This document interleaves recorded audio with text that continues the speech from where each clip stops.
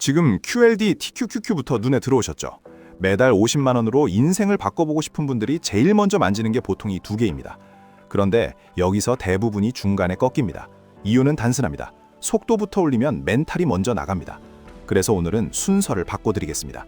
50만 원이라는 작은 돈으로도 QQQ를 코어로 깔고 QLD와 TQQQ를 가속으로 붙여서 끝까지 살아남는 구조를 한 번에 잡아드리겠습니다. 매달 50만 원. 작아 보이지만 투자에서 제일 무서운 건 금액이 아니라 습관입니다. 큰 돈을 한 번 넣는 사람보다 작은 돈을 매달 빠짐없이 넣는 사람이 결국 이깁니다. 시장은 천재보다 꾸준한 편을 더 자주 들어줍니다. 그리고 이 꾸준함을 가능하게 만드는 건 의지력이 아니라 자동화입니다. 월급이 들어오자마자 고민하기 전에, 기분 타기 전에 그냥 빠져나가게 만들어야 합니다. 투자라는 건 마음이 좋아서 하는 게 아니라 마음이 흔들려도 하게 만드는 시스템 게임입니다. 여기서 첫 번째 함정이 있습니다. 많은 분들이 저축을 하고 있다고 착각합니다. 통장에 남겨두는 건 안전해 보이지만 시간이 지나면 구매력이 깎입니다. 반대로 투자는 돈이 일을 하게 만드는 겁니다. 주식을 산다는 건 뉴스 한 줄을 사는 게 아니라 실제로 돈을 버는 기업의 일부를 사는 겁니다. 그 기업들이 해마다 이익을 늘리고 기술을 만들고 시장을 확장하면 내 지분의 가치도 같이 처집니다. 그래서 핵심은 간단합니다. 매달 50만 원을 생산적인 자산에 아주 싸게 오래 들고 가는 것. 그런데도 왜 사람들은 QLD와 TQQQ로 달려가느냐? 더 빨리 부자가 되고 싶어서입니다. 이해합니다. 다만 속도에는 대가가 있습니다. QQQ는 나스닥 100을 그대로 따라가는 기본 엔진입니다. QLD는 그걸 2배로 따라가고 TQQQ는 3배로 따라갑니다. 상승장에서는 미친 듯이 빠릅니다. 문제는 하락장에서 충격도 2배, 3배로 온다는 겁니다. 그리고 레버리지는 단순히 2배, 3배가 아닙니다. 변동성이 커질수록 회복이 더 어려워지는 구간이 생깁니다. 그래서 QLD와 TQQQ는 잘 쓰면 가속 페달이고 못 쓰면 브레이크가 아니라 벽입니다. 그래서 오늘 대본의 결론은 이겁니다. 50만 원으로 시작할 때 가장 강한 형태는 코어와 부스터를 분리하는 것입니다. 코어는 흔들려도 계속 적립할 수 있는 자산입니다. 오늘은 코어 100을 QQQ로 고정합니다. 부스터는 상승장에서 속도를 올려주지만 하락장에서 계좌를 흔들 수 있는 자산입니다. QLD와 TQQQ가 여기에 들어갑니다. 문제는 부스터를 코어로 착각할 때 생깁니다. 사람은 흔들리면 실수합니다. 투자에서 제일 무서운 건 하락이 아니라 하락이 내 손을 움직이게 만드는 순간입니다.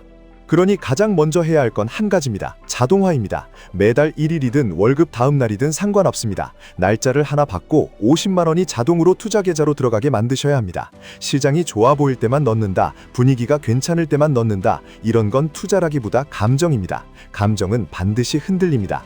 반면 자동은 흔들려도 실행됩니다. 이 차이가 3년 뒤, 5년 뒤 계좌를 갈라놓습니다. 그리고 초반에는 단순해야 합니다. 처음부터 QLD, TQQQ 비중을 어떻게 할지, 리밸런싱을 어떻게 할지 이런 고민에 에너지를 쓰면 실장 자체가 늦어집니다. 초반에는 한 바구니면 충분합니다. 오늘의 한 바구니는 QQQ입니다. 코어 100 QQQ. 이 한 문장만 지키셔도 이미 상위권입니다. 이유는 하나입니다. 내가 시장을 이기려는 순간 실수가 늘어나고 시장 안에 오래 남는 순간 지속 가능성이 커집니다. 특히 매달 50만 원 같은 금액에서는 복잡한 분산이 체감 효과도 작고 오히려 손만 많이 타게 됩니다. 여기서 숫자로 감각을 잡아드리겠습니다. 매달 50만 원을 연 10% 수준의 장기 평균 수익률을 가정하고 30년 동안 꾸준히 넣는다고 해보겠습니다. 5년이면 대략 3,800만 원 근처가 됩니다. 10년이면 대략 1억 원 근처가 됩니다. 20년이면 대략 3억 8천만 원 근처가 됩니다. 30년이면 대략 11억 3천만 원 근처가 됩니다. 40년이면 대략 31억 6천만 원 근처까지도 갑니다. 여기서 포인트는 이겁니다. 초반 1년, 2년은 재미가 없습니다. 내가 넣은 돈이 대부분이라서 성장이 느립니다. 그런데 10년이 넘어가면 수익을 낳기 시작합니다. 20년이 넘어가면 계좌가 내 월급처럼 움직이기 시작합니다. 복리는 처음에는 조용하고 나중에는 시끄럽습니다. 사람들은 초반에 조용함을 못 견딥니다. 그래서 중간에 QLD, TQQQ로 점프합니다. 그리고 그 점프가 실력이라고 착각합니다. 하지만 점프는 누구나 합니다. 진짜 실력은 점프한 다음에 흔들리는 시간을 견디는 겁니다. 그래서 오늘은 점프를 금지하자는 말이 아닙니다. 점프를 하되 순서를 지키자는 겁니다. 코어에 QQQ를 깔고 그 위에 가속을 규칙으로만 붙이자는 겁니다. 그럼 QLD와 TQQQ는 언제 붙이느냐? 기준은 간단합니다. 돈이 아니라 사람입니다. 계좌가 준비되는 게 아니라 내가 준비되는 순간이 있습니다. 세 가지가 충족되면 붙이셔도 됩니다. 첫째, 비상금이 따로 확보되어 있습니다. 보통 3개월에서 6개월 생활비 수준을 현금성 자산으로 따로 빼두는 겁니다. 이게 있어야 하락장에서 안 팔 수 있습니다. 하락장에서 팔게 만드는 건 공포가 아니라 현금이 부족한 현실입니다. 둘째, 12개월 동안 단 한 번도 공포 매도를 하지 않았습니다. 시장이 흔들려도 50만 원은 그냥 들어갔고 QQQ는 그냥 샀습니다. 셋째, 계좌를 자꾸 들여다보는 습관이 줄었습니다. 하루에도 몇 번씩 확인하고 있으면 레버리지는 시간이 아니라 감정을 키웁니다. 이 세 가지가 되면 그때부터 가속을 붙입니다. 가속을 붙이는 방식도 딱 한 가지 원칙이 있습니다. 코어가 무너지면 끝입니다.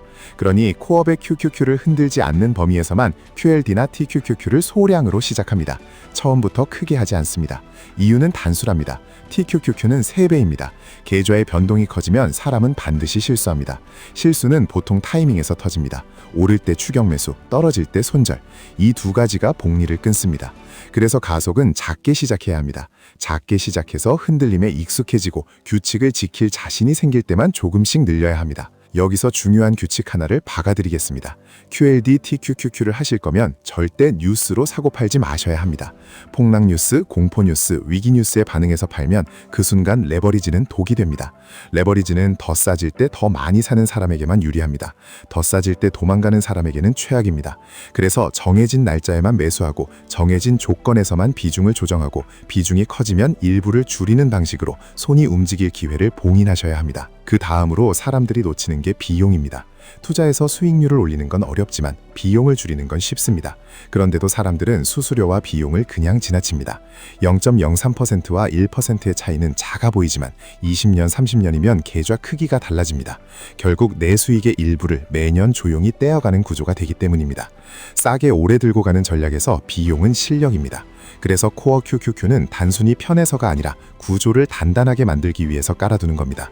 단단한 코어 위에서만 가속이 의미가 생깁니다. 이제 행동 전략으로 들어가겠습니다. 투자에서 진짜 적은 시장이 아니라 내 행동입니다.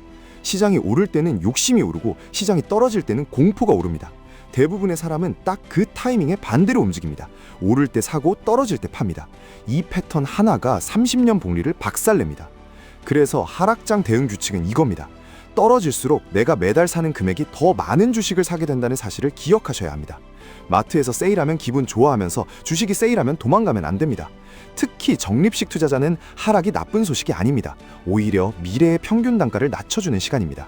다만 전제는 하나입니다. 생활이 무너지면 안 됩니다. 그래서 비상금이 코어입니다. 코어 QQQ보다 더 먼저 깔리는 코어가 비상금입니다. 비상금이 있으면 하락은 공포가 아니라 기회가 됩니다. 그리고 부채도 봐야 합니다. 고금리 부채가 있다면 먼저 끊는 게 맞습니다. 카드 같은 고금리 부채는 확정 손실입니다. 그걸 끊는 건 투자에서 높은 수익률을 얻는 것과 비슷한 효과를 줍니다. 반면 금리가 낮은 대출은 상황에 따라 판단이 달라질 수 있지만 중요한 건 하나입니다. 레버리지 투자와 생활 레버리지를 동시에 끼우면 흔들릴 때 멈출 곳이 없습니다. QLD, TQQQ를 할수록 생활은 더 보수적이어야 합니다. 이 역설을 이해하셔야 오래갑니다. 자, 이제 50만 원 실전 루틴을 아주 현실적으로 잡아드리겠습니다. 첫째, 날짜를 박습니다. 월급 다음 날로 박으시면 좋고 매달 1일로 박으셔도 좋습니다. 둘째, 50만 원 자동 이체를 겁니다. 투자 계좌로 자동 이동입니다. 셋째, 자동 이동된 날에 바로 매수합니다. QQQ 매수입니다. 넷째, 12개월 동안은 QQQ만 합니다. 이것만으로도 충분합니다. 다섯째, 12개월을 버텼고 비상금이 있고 손이 덜 움직이면 그때 QLD나 TQQQ를 소량으로 붙입니다. 여섯째, 가속이 잘 먹어서 비중이 커지면 일부를 줄여서 다시 QQQ로 옮깁니다. 이게 레버리지를 길들이는 방식입니다. 레버리지를 이기는 방법은 레버리지를 더 많이 소유하는 게 아니라 레버리지가 커질 때 수확해서 코어로 되돌리는 겁니다. 여기서 많은 분들이 묻습니다. 지금 시장이 너무 비싸 보이는데 기다렸다가 들어가야 하지 않나요? 기다리는 순간 대부분은 영원히 못 들어갑니다. 완벽한 타이밍은 없습니다. 그래서 적립식이 향합니다. 매달 같은 날 같은 금액을 넣으면 비싼 달에도 사고 싼 달에도 삽니다. 결국 평균 단가가 만들어집니다. 시장을 맞히는 사람이 아니라 시장 안에 오래 있는 사람이 이깁니다. 또 묻습니다. 50만 원이 부담스러우면 어떡하나요? 그러면 금액을 줄이시면 됩니다. 10만 원이라도 시작하셔야 합니다. 중요한 건 금액이 아니라 끊기지 않는 습관입니다. 그리고 소득이 늘 때마다 50만 원을 60만 원으로, 60만 원을 70만 원으로 올리는 게 진짜 게임 체인저입니다. 인생이 바뀌는 순간은 큰 수익률을 한 번 맞히는 날이 아니라 내가 자동 투자 금액을 올리는 날입니다. 또 묻습니다. QLD, TQQQ는 장기로 들고 가도 되나요? 들고 가는 것 자체보다 어떤 방식으로 들고 가느냐가 중요합니다. 코어 QQQ가 있고 비상금이 있고 비중이 관리되고 오를 때 일부 수확해서 다시 QQQ로 옮기는 구조라면 장기에서 강해질 수 있습니다. 반대로 계좌의 대부분이 TQQQ인데 하락장에서 견딜 자신이 없다면 그건 장기가 아니라 언젠가 터질 확률 게임이 됩니다. 또 묻습니다. 너무 지루한데요? 맞습니다. 부자 되는 길은 대부분 지루합니다.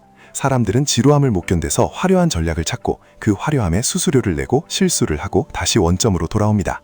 반대로 지루함을 견디는 사람은 어느 순간 갑자기 계좌가 조용히 커져 있는 걸 보게 됩니다. 그게 복리입니다. 초반에는 아무 일도 안 일어나는 것 같다가 어느 날부터 일이 너무 많이 일어납니다. 정리하겠습니다. 매달 50만 원으로 시작할 때 가장 강한 전략은 단순함입니다.